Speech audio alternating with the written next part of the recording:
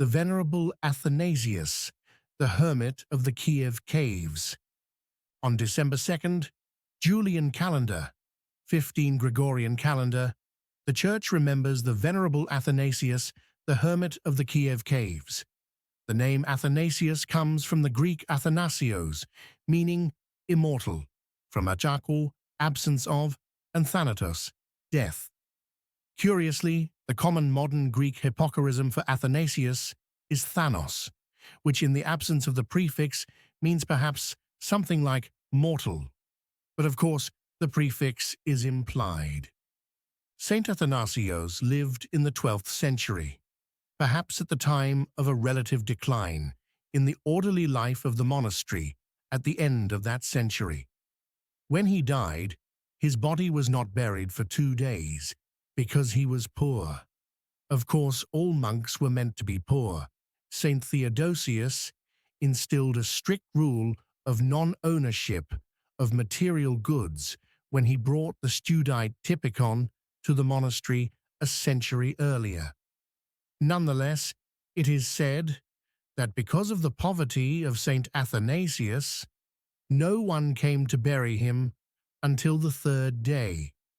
When monks finally came for the body of Athanasius, the saint had been risen from the dead and sat in his cell crying.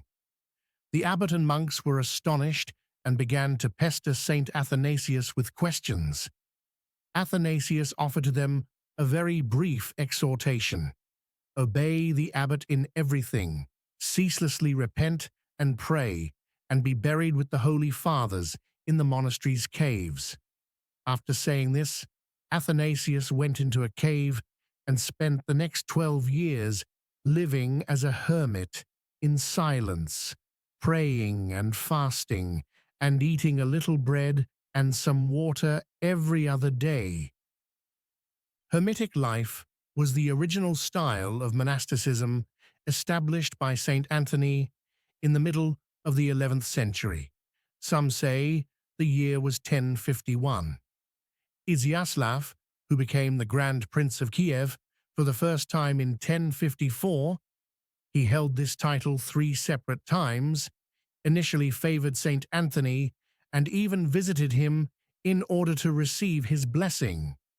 Very soon, however, 2 men close to the prince, one was Ephrem, his chief of staff, the other was named Barlaam, were tonsured monks without his consent. Iziaslav threatened to destroy the monastery and to imprison the monks. It was the prince's wife Gertruda who intervened and changed her husband's mind, thus saving the monastery and the monks.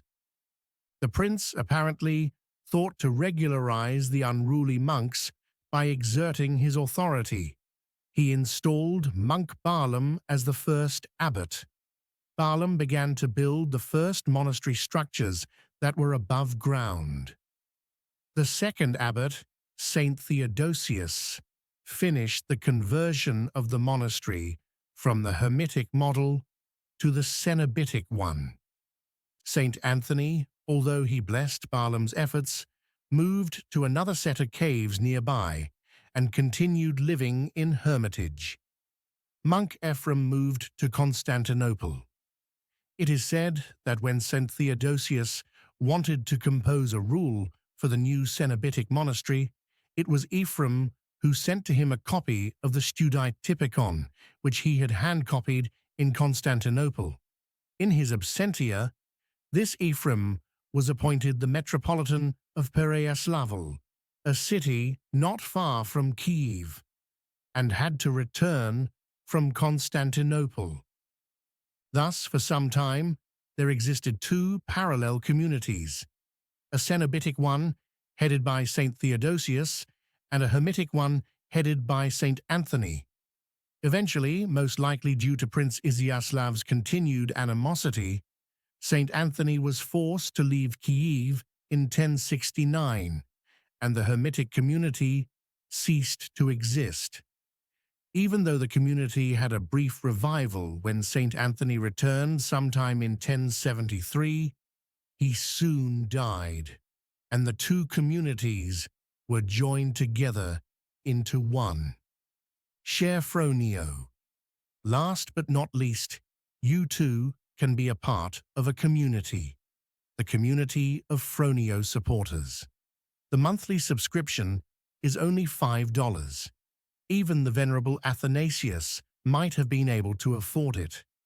And if you are feeling like a prince this Christmas season, consider gifting a subscription to a hermit of your choosing.